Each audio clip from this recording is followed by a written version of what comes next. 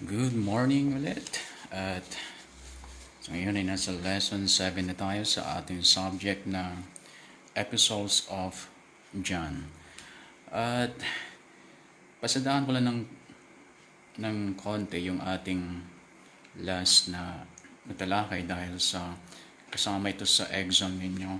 At napakalaga sa nanilalaman ng Epistles of 1 John tungkol doon sa testing the spirits.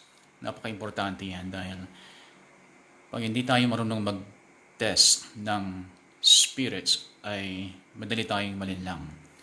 Sa ating kapanahunan ngayon, mas marami ang mga nanlilinlang. Marami mga mapaglinlang na katuruan. So, basahin ko, sabi niya dito, all false teachers have some common denominators. The key to uncovering false teachers is to get them to precisely define their terminology. Dahil pag hindi naipaliwanag ng malinaw yung kanilang sinasabi, ay hindi mo malalaman kung ito ay maling paniniwala o maling doktrina o maling katuruan. So dapat hayaan mo silang maipaliwanag nila yung kanilang tinutukoy na hindi paligoy-ligoy, kundi kung ano yung saktong sinabi nila, ano ang ibig sabihin nila doon. Kasi once na nagpaligoy-ligoy na sila, yan ay sinyales na hindi talaga alam ang sinasabi nito. So, wala talaga silang siguradong explanation doon sa kanilang doktrina, doon sa kanilang katuruan. Paligoy-ligoy yan, pabago-bago kasi nga yung mga dati na nilang nakausap noon tungkol sa doktrina na yon ay nabara na sila doon. So, tinatry pa rin nilang i-explain the way na kung paano nila i-explain dati, baka sakaling hindi mo pa na-meet yung kung paano barahin yon. Pero once na naramdaman nilang alam mo na kung paano barahin yung kanilang mga doktrina. Kasi pag maling doktrina, ay maraming pambara talaga. Pero pag katotohanan, mahirap mong barahin yan. Kahit ang style nila, pagdating sa mga tamang katuruan, ay iniligaw kanila sa topic. Hindi nila talaga didirektahin na yung katotohanan na yon ay hindi nila ito pupunteryahin ng pupunteryahin. Ililigaw kanila. Dadaling kanila doon sa kung saan malakas yung kanilang samahan o kung saan malakas yung kanilang doktrina. Kaya kung ikaw hindi ka aware doon sa kanilang panliligaw ng landas, sa kanilang pagmamanipula ng inyong usapan at pagkukontrol doon sa usapin ninyo, pag hindi ka aware doon na gano'n ang style nila, ay matatapos yung usapan ninyo na hindi naging malinaw sa'yo yung kanilang mga sinabi. Pero nadala ka nila doon sa kanilang area na kung saan ay nakakapag-convince sila. So ang maganda dyan, kapag hindi ka pa familiar sa truth, ay huwag ka munang mag-spend time na makinig sa kanila dahil madideceive ka.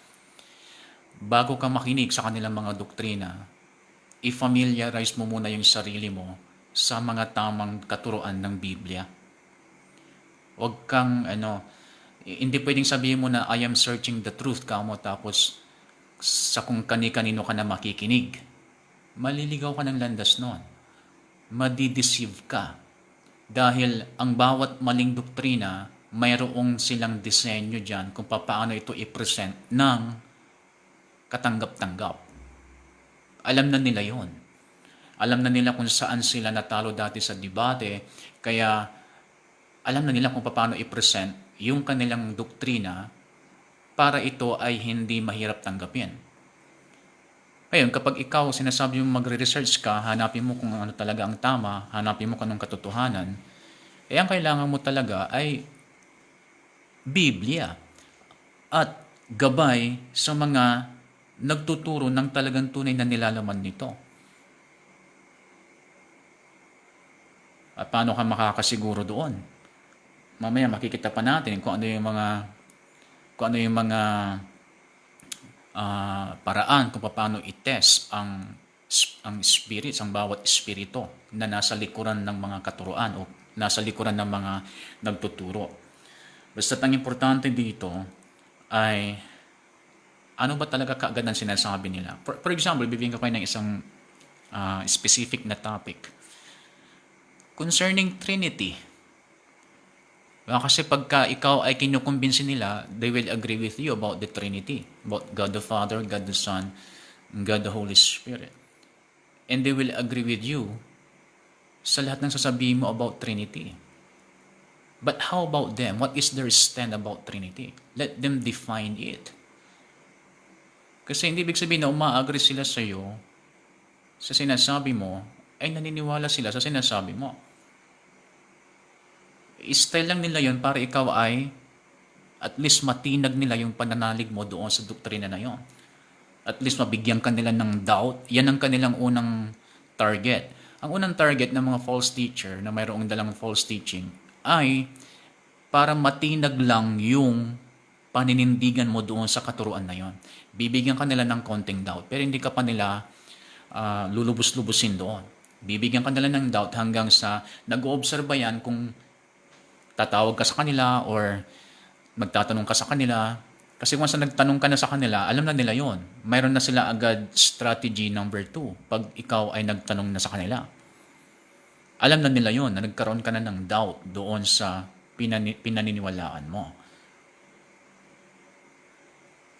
So about the Trinity, kitang-kita mo sa Bible, black and white, from Old Testament to New Testament, ay talaga biblical.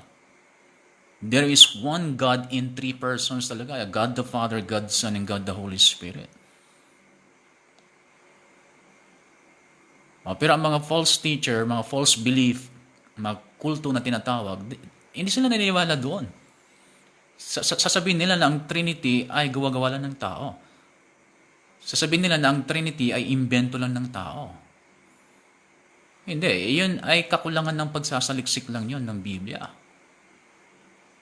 Meron silang sinaliksik pero hindi Biblia. Meron silang sinaliksik siguro na isang article or isang libro tapos tinanggap na nila yon. Kung ano yung sinasabi ng libro na yon. Kaya once na sila ay nakipag-argue sa'yo, ay nababanggit nila kung ano yung librong binasa nila o kung saan nila nakuha o kung sino yung author, nababanggit nila yon. But when it comes to Trinity, wala kang mababanggit na author kasi talaga nasa Biblia siya. Ang linaw-linaw sa Bible. God the Father, God the Son, God the Holy Spirit. So yan ay isang example lang na topic yan. Pero marami pang mga subjects na sumisikat na katuruan na kumukontra mismo sa katuruan ng Biblia. Okay, so importante malalaman mo sino si Jesus Christ sa pagkakakilala nila. Sino si Jesus Christ? Who is Jesus Christ sa kanila? So it must be precisely defined. Because all cults will use terminology from Christianity. Yung mga phrases natin na ginagamit, yung mga tawagin ay cliche, mga ganon, yung mga, for example, is Hallelujah or Praise the Lord, mga ganyan. Ginagamit din nila yan. Agree sila sa mga sinasabi nating Bible is the Word of God, Jesus loves me, yung mga ganyan. Uma-agree sila dyan. Hindi nila kukontrahin yan. Pero pagdating doon sa mismong itinuturo nila, pagdating Pagdating kay Jesus Christ, pagdating kay Jesus Christ, ano ang kanilang pagkakakilala kay Jesus Christ? Kasi pag sinabi si Jesus Christ ay tao lang, yung pagkakasabi mo si Jesus Christ ay tao, okay. Pero yung sasabihin mong tao lang siya, ay ano na yon? Mayroon ng mali doon. Kasi tama naman na siya tao. 100% human. Pero hindi mo pwedeng sabihin na tao lang. Kasi nga siya ay mediator. Paano magiging mediator ang tao sa Diyos kung yung tao ay wala siyang kaalam-alam kung sino talaga ang Diyos. Hindi niya ito personal na nakasama. Para siya magiging mediator. Kayo ba, magiging tagapamagitan ba kayo sa in behalf of ng isang tao na hindi niyo naman talaga siya kilala? O paano niya siya ipagtatanggol? Paano niya siya i-build up doon sa isang tao? Hindi ka worthy na mediator kapag hindi mo alam kung ano ang side ng isa sa kanila. Kaya nga si Jesus Christ lang, the only mediator. Hindi si Mary, hindi pwedeng maging mediator si Mary kasi hindi siya Diyos. Ginamit siya ng Diyos na ipanganak si Jesus Christ para si Jesus Christ ay maging legal yung kanyang pagkatao dito. Kasi hindi naman pwedeng bigla na lamang mayroong Jesus Christ na hindi dumaan sa sinapupunan ng tao. Pero hindi ibig sabihin na ginamit si Mary bilang ipanganak si Jesus Christ, bilang nanay ni Jesus Christ, hindi ibig sabihin na siya na ay Diyos, na pwede na siyang sambahin at pwede na siyang maging tagapamagitan. Hindi.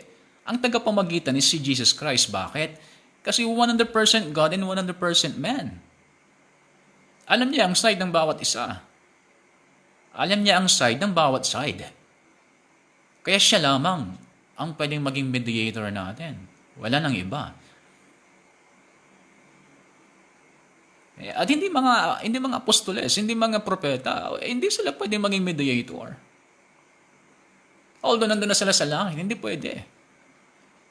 Kukunin nila yung pwesto ni Jesus Christ. Hindi pwede yun. Si Jesus Christ lang talaga ang mediator. So, sino si Jesus Christ sa kanilang pagkakakilala? Kasi doon mo kaagad maaamoy na kung siya ay false teacher pagdating sa pagkakakilala nila kay Jesus Christ. So, importante yan Kapag kayo ay nagtitest ng isang false teacher or false teaching, paano yung malalaman? Then, detect ninyo ano ang stand nila about Jesus Christ? Sino si Jesus Christ sa kanila? Ano ang turing nila kay Jesus Christ? He is just a prophet? Siya ay Diyos pero hindi nagkatawang tao. Mali. Doon mo kaagad malalaman na ito ay false teacher or false teaching. Kasi unang-una, yung pagkakakilala kay Jesus Christ, mali na. So, hindi tayo dapat magpatinag pagdating sa pagkakakilala kay Jesus Christ. They seek an agreement. Sasabihin nila, we believe that too. Naniwala kami dyan. Ganyan mga ginagamit nila. We agree on that point. Ayan, maririnig mo sa kanila yan. Ma-agree ako sa punto na yan. Our founder says exactly the same thing. Ganyan mismo sinasabi ng founder namin. Ayan, maririnig mo sa kanila. Pero sa totoo lang ay iba. Iba talaga ang kanilang ibig sabihin. Umaagree lang sila para hindi mo tuluyang isara ang iyong puso at isipan. At least i-consider mo yung sinasabi nila. Kaya sila umaagree.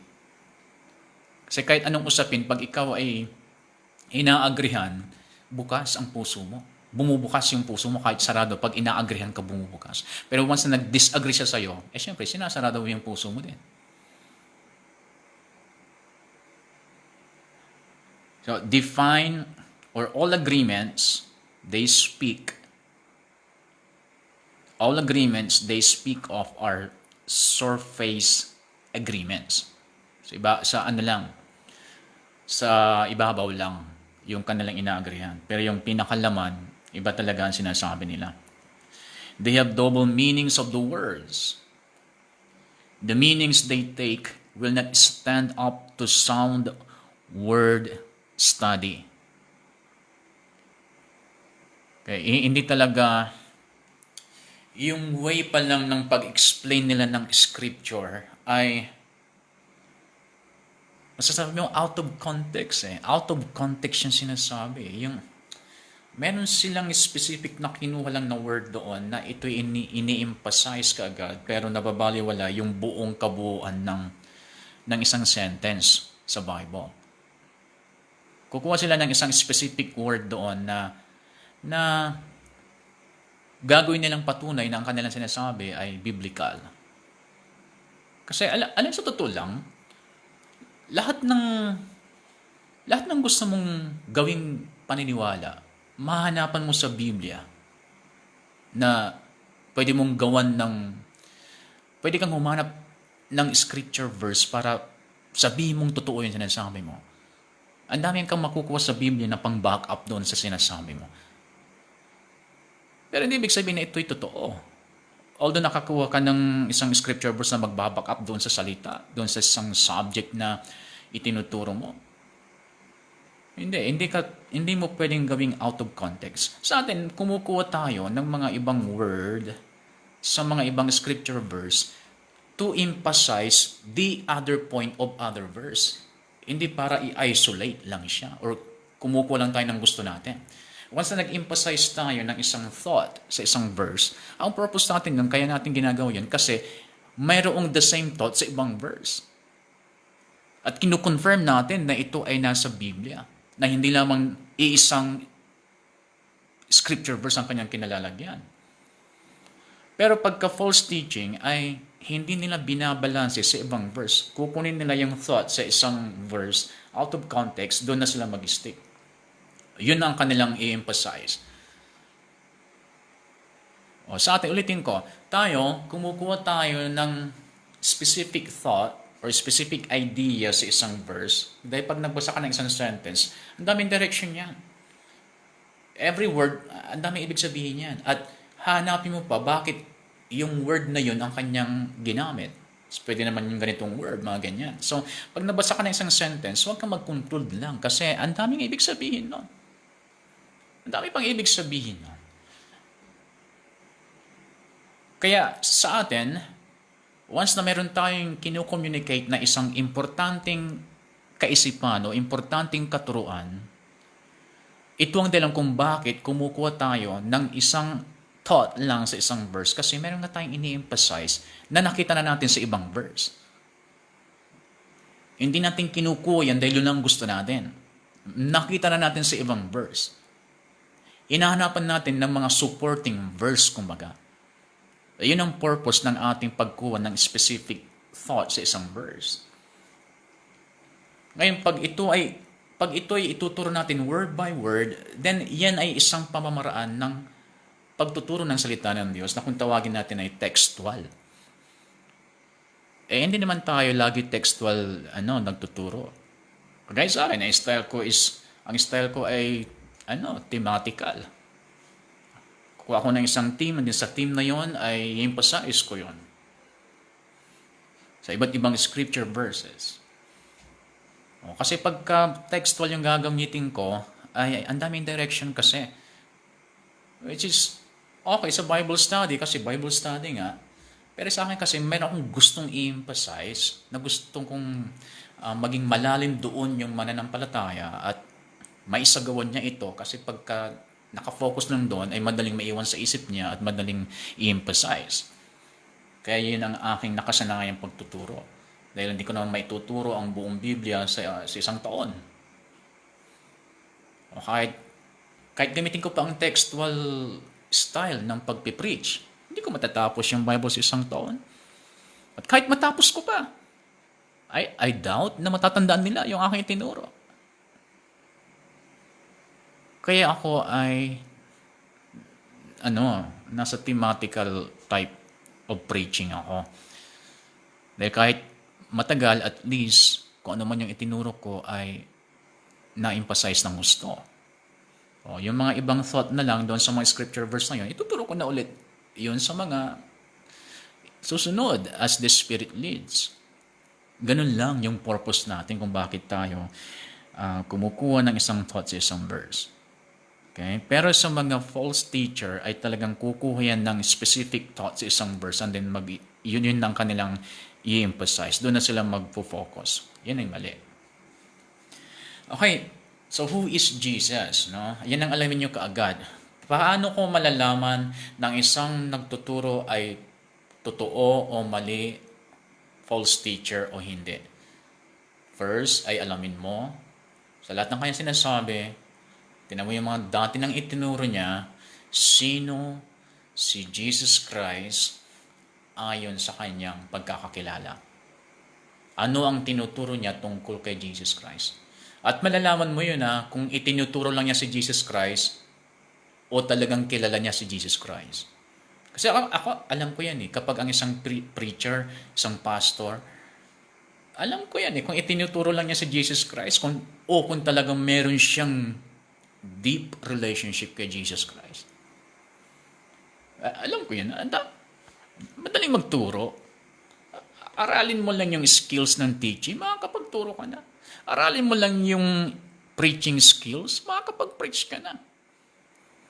Actually, meron nga ako napanood sa YouTube na trip lang nila, ginagaya nila yung style ng mga preacher, na mga totoo.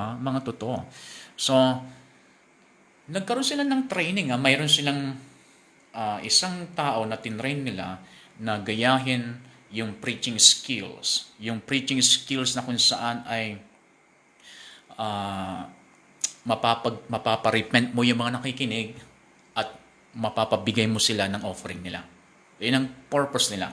Yung magre-repent sila, yung talagang, pag sabi ko repent, hindi totoong repentance, yung iiyak sila, yun ang ibig kong sabihin. Mapapaiyak nilang tao at magbibigay sila ng offering. So, may documentation yun kung paano sila nag-training, silang tawa dahil sa pagtitraining nila ay, siyempre may mga kapalpakan. Pero, hindi ito believer ginagaya lang yung tunay na preacher. Alam nyo ba, nung sila ay tapos na sa kanilang training, ang dami nilang na-deceive na churches. Tumatawag sila sa mga iba't ibang pastor, mga iba't ibang churches na may mga office na para humingi ng schedule. Tapos napakilala siya na ganito siya, na ganyan siya. Alam niyo, nabigyan sila ng slot sa Sunday para mag-preach at sigawan yung mga tao. O tapos nag-altar calling siya, tapos pinag-pray niya sila ganyan-ganyan. Ay, nagtumbahan sila, pero hindi ito preacher, hindi nga ito Christian. Ang purpose lang nila ay para sabihin na peke yung mga Christian. Mali naman yung purpose nila, pero yung ginawa nila ay malaking aral yun sa atin. Na baka nagtuturo lang tayo pero wala tayong relationship kay Jesus Christ talaga. Baka nagtuturo lang tayo dahil sa natuto na tayo magturo pero hindi talaga natin alam yung itinuturo natin. Yun ang delikado. Dahil maraming natututong magturo pero sa totoo lang hindi alam yung tinuturo. Kasi hindi ibig sabihin na nabasa mo minsan, tapos pinag-aralan mo, ay alam mo na. Hindi. Kung talagang skilled na kayo magturo, skilled na kayo mag-preach, pwede kayong kumuha lang ng isang libro, basahin ninyo, mamaya pwede ninyo na i-preach yan. Kung talagang skilled na kayo. Pero sa mga talagang tunay na namumuhay sila sa kanilang seryosong relationship sa Lord, eto ang mga to, nalalaman nila kung yung nagtuturo, buhay ang kanyang relasyon sa Panginoon. Yung mga talagang tunay na may relasyon sa Panginoon, nababatid nila yan sa bawat song leader, sa bawat MC, sa bawat taong tumatayo na nagsasabi tungkol sa Panginoon, batid nila yan kung yung nagsasabi ay talagang meron siyang close relationship sa Lord. Para sa akin, hindi mahirap Pagka nagsalita na yung tao, alam ko na yan Alam ko na yan kung humuhugot siya mula sa kanyang fellowship sa Lord or humuhugot siya mula sa kanyang mga nabasa. Pero siyempre, dahil sa meron tayong ethics, marunong tayong hindi tayo marunong mambastos, so hindi natin pinapalata sa kanila siyempre. And then sometimes, parang ma-feel nila na hindi mo naman sila kinukontra, ay pinapakita mong parang umaagree ka, pero sa loob-loob ko, alam ko mababaw pa yung relasyon ng Panginoon. Mababaw pa yung relasyon nito sa Panginoon. Kung magsalita lang siya, parang malalim na siya. Pero sa totoo lang, mababaw pa yung relasyon niya sa Panginoon. Hindi ibig sabihin na nakabasa ka, nakarinig ka ng isang teaching or preaching sa YouTube tapos ay alam mo na kaagad yung ibig sabihin. No, kasi sa akin mismo hanggang ngayon, kaya ako nagda-download ng mga preaching at mayroon akong downloader, yung mga preaching na talagang importante, kinukonvert ko yun sa MP3. And then, kailangan kong mapakinggan yan 20 times, 30 times bago ko talaga manguya yung ibig sabihin. Dahil hindi ibig sabihin na narinig ko ng minsan ay okay na.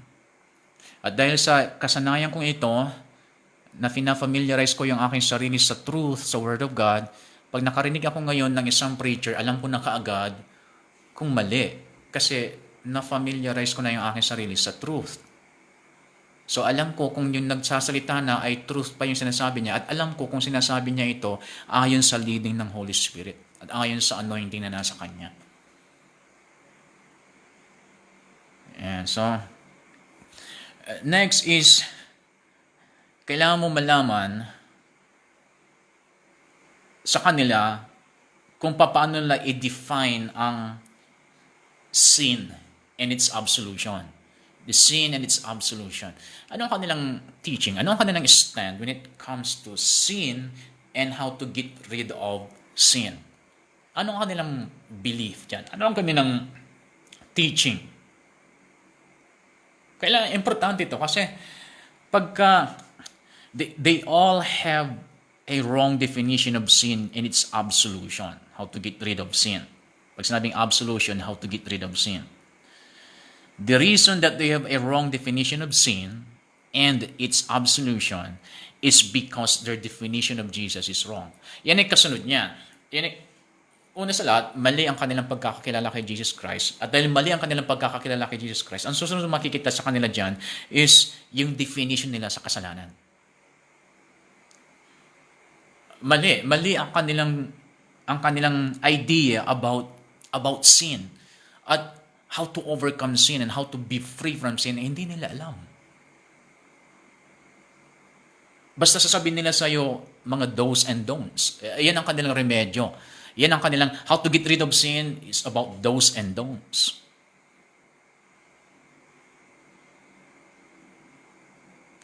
So makikita mo kaagad paano nila i-define ang sin and their ways on how to get rid of sin. Malalaman mo kaagad kung sila nasa truth. Number 3, we can detect false belief or false teachers, false teachings by their fruits. Makikita mo sa kanilang lifestyle. Pero dito mayroon siyang in-emphasize na fruits na makikita mo sa isang false teachers. So sa mga false teachers, una, uncertain hopes. Uncertain hopes. They claim there is no hell. Mayroon ko nakausap na gano'n, hindi raw totoong impyerno. Hindi ka raw dapat mag-alala, matakot sa kamatayan kasi wala namang life after death. Ngayon yun i-explain niya. Wala daw life after death. But there is no hope except Jesus. So ang kanilang hope, dahil una, mali ang kanilang pagkakakilala kay Jesus Christ, syempre mali na yung kanilang pagkakaalam sa kasalanan, at kasunod doon ay syempre, hindi sigurado yung kanilang kaligtasan. Wala silang matinong inaasahan sa hinaharap. Kaya, yung isang nakausap ko, sabi niya, dahil tinanong ko siya, ba't ganun kayo kasigasig na nagbabahay-bahay para ipangaral yung doktrina ninyo? Alam niyo, sabi niya, kasi nakakadagdag daw yun sa kanilang kaligtasan. Kailangan daw nilang gawin yun para mabuo yung kanilang kaligtasan. Akalain mo, no? Eh di, baliwala na yung ginawa ni Jesus Christ pagka ganun. Kung sa pamagitan pala ng paggawa natin ng mga activities na ito ay maliligtas tayo, bakit pa pumunta si Jesus Christ dito para mamatay? Bakit kailangan pang dumanak ang kanyang dugo? Bakit kailangan pa siya maghirap? makukuha pala natin sa pamamagitan ng paggawa ng mga spiritual activities at pagsunod sa mga sinasabi ng ating mga iglesia o ng ating mga simbahan. Kung makukuha pala natin ang kaligtasan, makukuha pala natin ang kapatawaran sa pag-work sa church, o di useless yung pagpunta ni Jesus Christ dito. So without Jesus Christ talaga, your hope is uncertain. Hindi tiyak yung pag-asa natin pagdating sa afterlife, life after death. Uncertain yung hopes natin kapag hindi totoo at hindi tunay yung ating pagkakakilala kay Jesus Christ. And then pangalawa pa, magkasama ito, uncertain hopes, salvation by works. Yan ang makikita mo sa mga false teaching o false teachers na may daladalang false teachings. The error leaves us with a bloodless belief system. So, bloodless belief system, ibig sabihin yung yung paniniwala na kahit hindi mo ilagay yung faith mo kay Jesus Christ at kahit hindi mo paniwalaan yung kanyang mga sinasabi ay maliligtas ka, that is bloodless belief system. But salvation in biblical Christianity is based on grace. It's based on faith and it's based on the shed blood of Jesus Christ. Wala nang ibang paraan. Hindi yung pagpunta mo ng bahay-bahay para mangaral. Hindi yun ang magbibigay ng kaligtasan sa'yo. Hindi yung pagbibigay mo ng kayamanan mo at pagtulong mo sa mga mahihirap. Hindi yun. Kasi kung ang kaligtasan ay makukuha sa pamamagitan ng pagbibigay ng iyong mga kayamanan sa mga mahihirap, edi ang pwedeng ang chance lang na may chance lang na maliligtas edi yung mga mayayaman na may kakayahang tumulong sa mga mahihirap. Pero hindi. It's based on grace, faith, and the shed blood of Jesus Christ. Walang ibang paraan. So pag nakita nyo na yan, salvation by works, uncertain hopes, yan ay fruits ng mga false teacher. And then, pangapat, lahat ng kulto, false belief, false teachers are based on teachings which are contrary to Scripture. Makikita mo yan na hindi talaga Bible ang kanilang foundation. Hindi talaga ito ang kanilang pinakaugat ng pananampalataya. Meron silang ginagamit na kalakip ng Biblia. Ay iba sa kanila, dalawa ang kanilang dala pag pupunta ng kapilya, Bible and then yung kanilang doktrina o kung anumang klaseng libro yun na nandun yung kanilang mga katuruan. So pagka mayroon nang inilakip sa Biblia bilang pundasyon ng pananampalataya, doon ka mag-conclude ka agad, this is a false belief. False teacher ito. False teaching ito. Bakit kailangan pa ng ibang libro maliban sa Biblia? So makikita mo yan kaagad. Study the truth because the better you know the truth, the easier you'll be able to detect falsehoods. Yung example ko sa inyo nung nakaraan na the more na familiarize ng isang bank teller yung kanyang sarili doon sa tunay na pera, mas nagiging skilled siya paano ma-determine yung fake. Dahil na-familiarize niya yung kanyang sarili sa tunay. Ang tunay may ganito. Ang tunay ganito ang serial number. Ang tunay ganito ang tatak. Ganito ang kulay. Ganito ang pagkakagawa. Ganito, ganyan, ganito. The more na na-familiarize niya yung kanyang sarili sa tunay na pera, ang dali-dali na niyang i-determine kung ano yung maling pera. And likewise, ganun tayo. Once na-familiarize natin yung ating sarili sa mga balance at true teachings of the Bible, madali na nating malaman kaagad kung ano yung mali. Yung minsan nga sa dating pala ng nagtuturo Yung dating pala ng pagtuturo niya ay meron siyang gustong tirahin kaagad, meron siyang gustong birahin kaagad, meron siyang gustong ipagmalaki kaagad. Walang love walang spirit of love doon sa kanyang way ng pagtuturo. Meron siyang gustong banggahin kaagad. Meron siyang gustong sagasahan kaagad. Halata. Magbubukas siya ng Bible, bilang introduction niya. And then, yung direction niya, mapupunta doon sa kung sino yung pinakasariwang nakadebate niya o pinakasariwang narinig niya na doktrina ng ibang reliyon. Yun ang pupunta ng kanyang direction. Pero sa mga totoo, nag-stick sila sa Bible. Ibabalik ka lagi sa Bible. Lahat ng kanilang sasabihin ay, kung maari, ipopoint kanya sa Bible na nasa Bible yung kanya sinasabi. At hindi lang yung gawa-gawa, hindi lang yung gusto niyang sabihin, kundi may evidence lagi sa Bible yung kanyang sinasabi. At wala siyang gustong tirahin, wala siyang gustong paringgan, basta stick to the Bible and let the Bible convict the people. Yan ang kanya nasa isip. I will not try to convict people. I will just preach the Word and let the Word and the Spirit of God convict the people.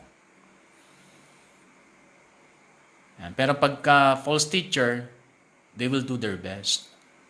False teachers will do their best to convince you.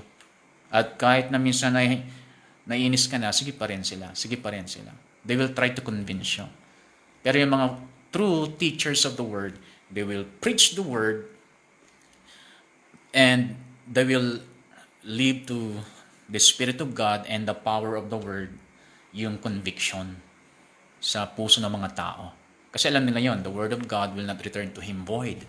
At alam nila yon na once na nag-preach tayo, the Holy Spirit will convict people. Hindi natin trabaho yung i-convict yung people, yung mga tao na nakikinig. Let the Spirit and the Word do the work.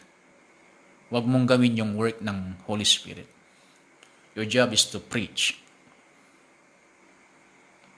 Okay? And then, yung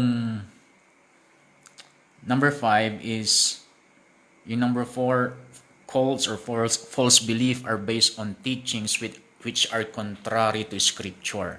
They are contrary to Scripture. And then number 5, yung about sa messianic leadership. The messianic leadership. False belief or cults put human leaders above Christ. May mas mataas silang itinataas kay Kristo. Putting the teacher's teachings and quoting them above the Word of God and Christ. Minsan nga, mayroon akong bigla na lang kasing nag-play yung video abang nag-Facebook ako, and then pinapakinggan ko siya. Nagbukas nga ng Bible, nagbigay ng scripture verse, and then maya-maya ay nag-change direction siya. Kinu-quote na niya yung nilalaman ng kanilang libro na mas authoritative para sa kanila. At halata kasi nung Bible ang binuksan niya tapos nagbasa ng scripture verse, parang yung kanyang way ng pagpipreach pa noon ay parang hindi niya ini-emphasize ang Biblia. Pero nung nagbukas na siya ng kanilang libro na ginagawang pundasyon ng kanilang teaching, ay naging passionate na siya sa kanyang pagpipreach. At yun ang kanyang ini-emphasize. Yun ang kanyang kinuquote. At nababanggit yung kung sino yung nagsulat ng libro na yon. Na kung paano ibinigay ang libro na yon sa kanya. Halata na ito ay false belief. Pero may naatinan ako minsan, in-invite ako sa isang ministry na ang pangalan ng kanilang ministry ay hindi siya pang-believer. Hindi siya pang church natin. Iba. At sila ay under ng isang matatag na religion. Kaya nga nung pagpasok ko, kasi ang ginagamit nila doon ay isang studio type sa dagupan. Pagpasok ko, nakita ko bakit may mga ribulto. Ba't may mga ribulto dito? And then, bago mag-start yung service, ay nagkausap kami ng leader nila. Yung nag-invite sa akin. Ang sabi niya sa akin, pastor, sabi niya. Pagkasabi niya ng pastor, sabi niya, talagang parang gusto niya akong yakapin dahil sa wakas, mayroon siyang makaka-fellowship na nasa totoong pananampalataya. Rin sabi niya, pastor, sabi niya, binata pa ako ay nandito na ako. At ang Panginoon napakabuti niya dahil nakilala ko siya ng lubusan, hindi sa fellowship na ito, sabi niya. May nag-witness din sa akin, sabi niya, na naliwanagan ako sa pag-share niya ng gospel kasi hindi ganun yung naririnig ko dito noon, sabi niya. At dahil doon, nilid niya ako sa prayer of acceptance, sabi niya. At sumunod ako, sabi niya. At simula sa time na yon, ay nag-iba na yung direction ng aking buhay. Pero, sabi niya, nangusap ang Lord sa akin, sabi niya, na huwag kong iwanan yung group na ito kasi gagamitin niya ako dito para mag-akin ng maraming kaluluwa. And then habang nagsasalita siya, ay syempre ako, dinidiscern ko. And then naglabasan na yung kanyang mga teachings. Totoo, tunay yung kanyang teachings. Sabi ko sa kanya, ngayon ako nakamit ng ganito, sabi niya. Sabi ko, ang mga namimit ko, tunay na church, pero hindi tunay yung mga minister. Pero dito, hindi tunay itong church. Pero ang minister, tunay. Ano sabi yan sa akin, pastor, sabi niya, kung ang habol mo talaga ay kaluluwa, madami dito. Madami dito, sabi niya. Pero yung pagkakasabi niya ay parang gusto niya akong kumbinsihin na sumama doon sa kanyang ano. Eh syempre, hindi ko rin magagawa yan dahil mayroong specific na pinapagawang Lord sa akin.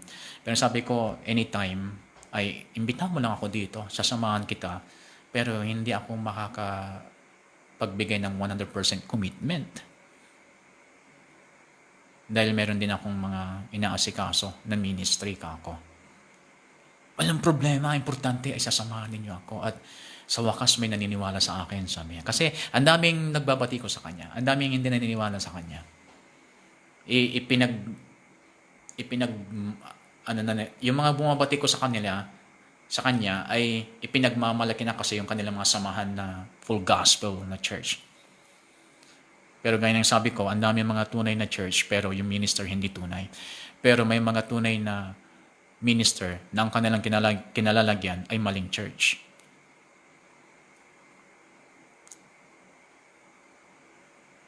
And so sabi niya, yung pinaka-head namin, kilala siya, nababalita siya.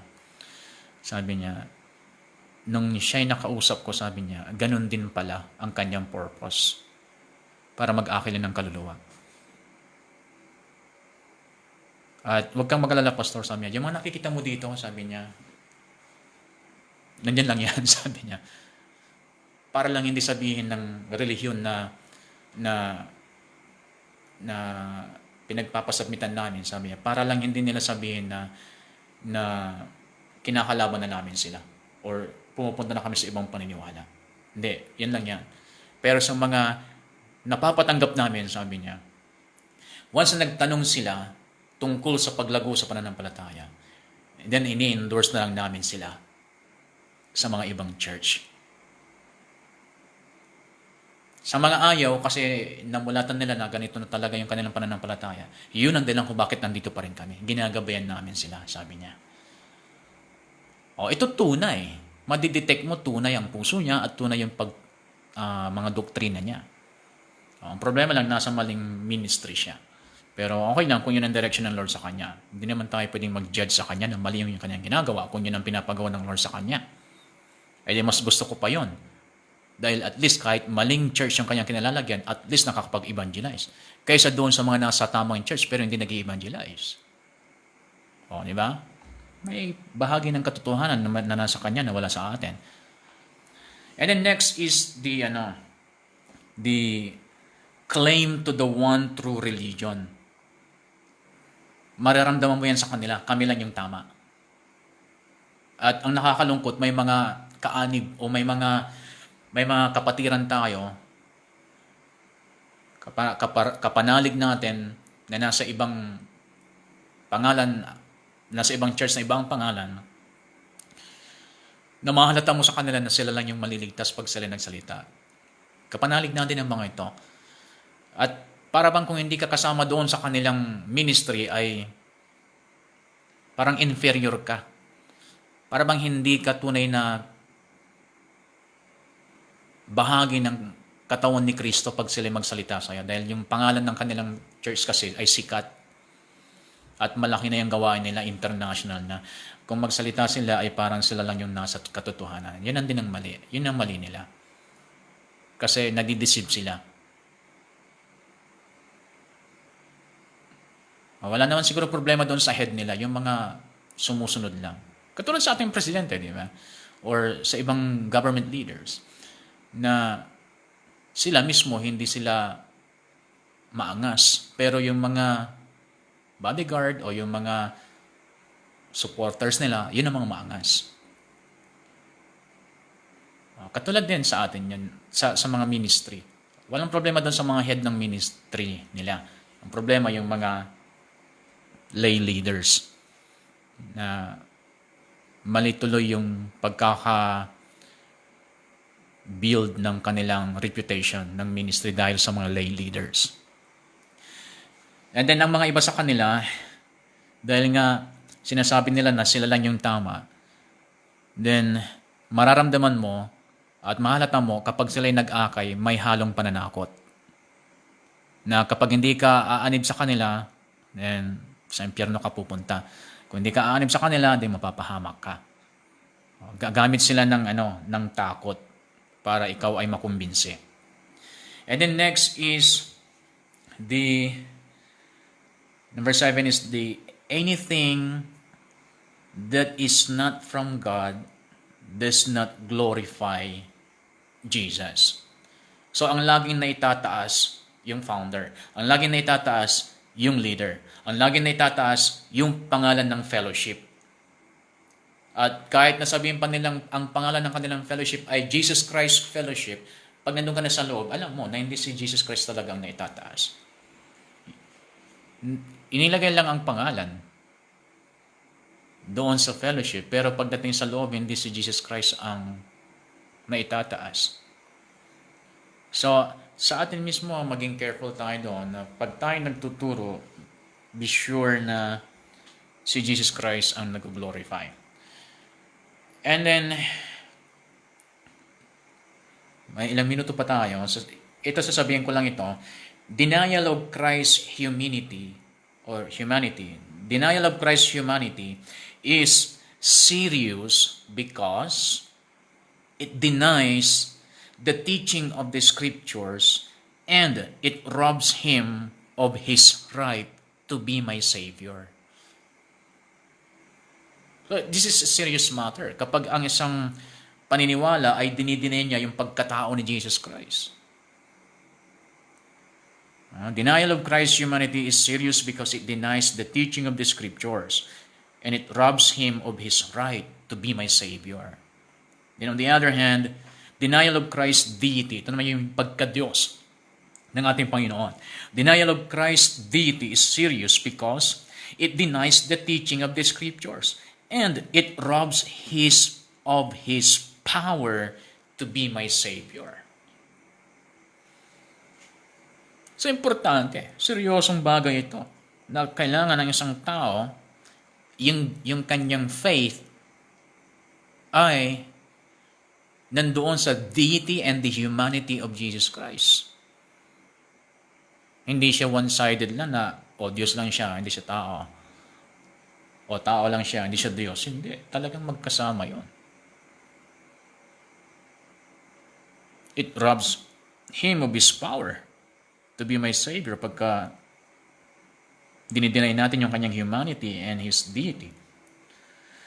God gave the only thing he had, only one, of his only and uniquely begotten Son. Okay? So, mabilis. Bilisan ko sasabihin. Testing the spirits. Number 1, who is Jesus? Number 2 is define sin and its absolution. Number 3, we can detect cults by their fruits. Number 4, cults or false belief are based on teachings which are contrary to Scripture. The Messianic leadership claim to the one true religion. Anything that is not from God does not glorify Jesus. So yan ay nandyan lahat sa turo ni Apostle John sa episodes of 1 John. How to test the spirits. Okay, so inaasahan ko, syempre, ang bawat isa sa inyo, na pag wala na kayo sa Rema, ay mananatili kayo sa tamang pananampalataya. Hindi kayo basta-basta nauuga at kahit sino pa, at gaano pa kasikat yung preacher na yan, at gaano pa kasikat yung katuruan na yan na kumakalat sa buong mundo, hindi kayo matitinag sa tunay na katuruan ng Biblia. Hindi kayo maliligaw. At sana walang magiging false teacher sa inyo. Baka mamaya after 10 years, 20 years ay kayo na ang pumalit kay Kibuloy. Ayaw natin mangyari yun. Ayaw natin marinig yun na isang araw ang gumraduate ng Rema ay naging false teacher. Hindi natin hindi pwedeng mangyari yun. Masyado ng malalim ang naituro sa inyo para matinag kayo. Kaya you're blessed.